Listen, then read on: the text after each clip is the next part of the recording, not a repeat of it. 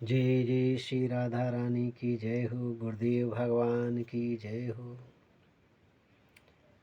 जब बुरा समय आता है तो चारों तरफ से आता है, कोई दिशा बाकी नहीं रहती, चारों तरफ से। और ऐसे समय में प्रभु बहुत याद करते हैं। जब जीव के पास बुरा समय आता है, वह क्षण प्रभु के लिए बहुत विरह का होता है। प्रभु जिस तरीके से उसे याद करते हैं, इस रहस्य को कोई कोई ही जानते हैं।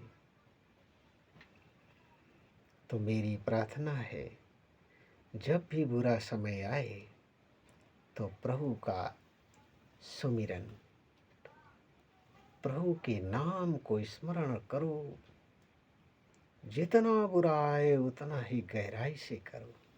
और मैं तो कहता हूँ, अच्छा समय हो तब भी करो तो ज़्यादा अच्छा रहेगा। और बुरी समय में अगर आपने गलत कार्य किए तो फिर बचाने वाला फिर कोई नहीं। ये ध्यान रखना, कोई बचाने वाला नहीं। वही समय है हमारी परीक्षा का, और उसी में अगर हम फेल हो गए तो फिर जीना ही बेकार है, ये जीवन ही बेकार। और जब बुरा समय आता है तो एक बात और ध्यान रखना, जो आपके हित करने वाले हैं वही सबसे ज़्यादा हित करते हैं, सबसे ज़्यादा। तो जब बुरा समय आए तो प्रभु का ध्यान, प्रभु का स्मरण करते रहो। भक्त की बात दूसरी है, वो इस रहस्य को जानता है। वो हर समय में अपने प्रभु को खोज लेता है, उस चीज़ में प्रभु को ढूंढ लेता है, उसमें प्रभु का भाव पैदा कर लेता है।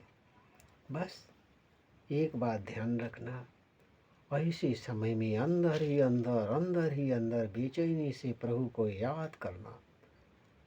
और ये रहस्य कोई न जान पाए, कोई न जान पाए कि आप क्या करते हैं। तब आनंद आएगा, तब मुलाकात होगी। जैसे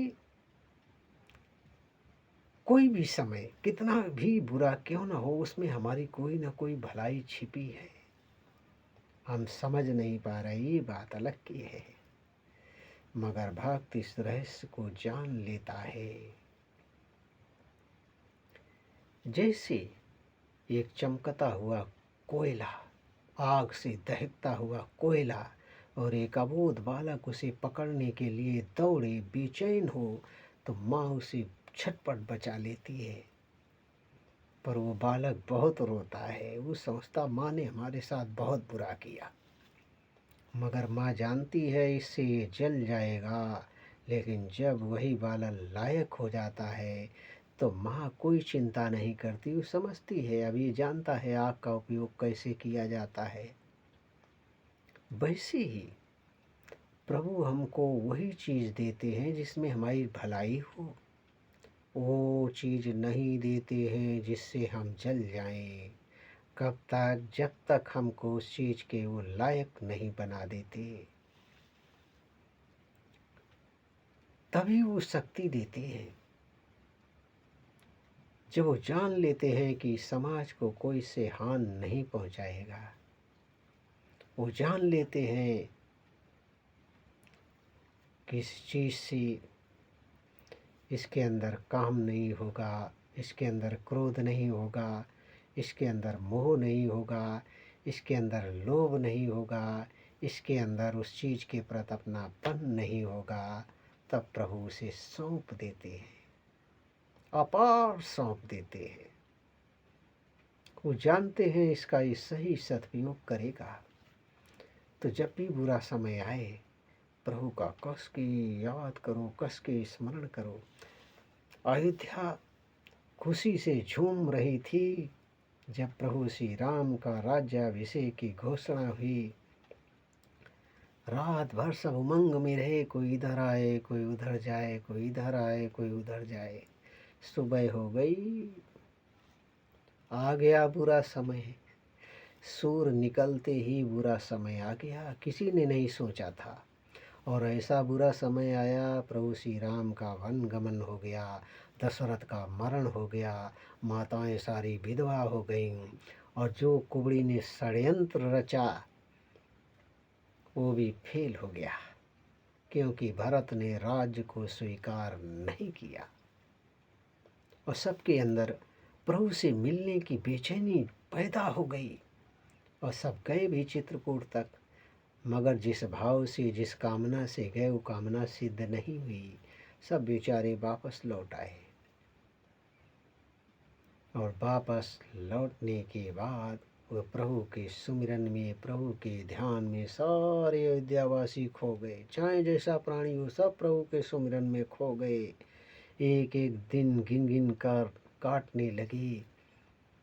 14 वर्ष तक अयोध्या में ना कोई पैदा हुआ, ना कोई मरा, ना किसी की मृत्यु हुई, क्योंकि किसी के पास ना काम रहा, ना क्रोध रहा, ना मोह रहा, ना लोभ रहा। बस सबके अंदर एक ही चीज़ रही, एक ही बेचैनी रही, एक ही जिज्ञासा रही कि प्रभु कब आए और कब हम मिले। और इसी तरीके से उनने 14 वर्ष काट लिए। वैसे ही हमारे पास कितना भी बुरा समय हो, प्रभु के सुमिरन में, प्रभु के भजन में, प्रभु की यादों में इसे काट डालो। फिर जो होगा, जो चमत्कार होगा, मैं बता तो सकता नहीं, दिखा तो सकता नहीं, सिर्फ प्रभु की तरफ से विश्वास दिला सकता हूँ कि उसमें आपका परम हित होगा, परम कल्याण होगा, आपका जीवन सफल हो जाएगा। नहीं तो ये मनुष्य जन्म बेकार है। पहले से ही हम प्रभु को धोखा दे रहे, जो हम वादा करके आए वो सब हम भूल बैठे, उसको निभा नहीं रहे।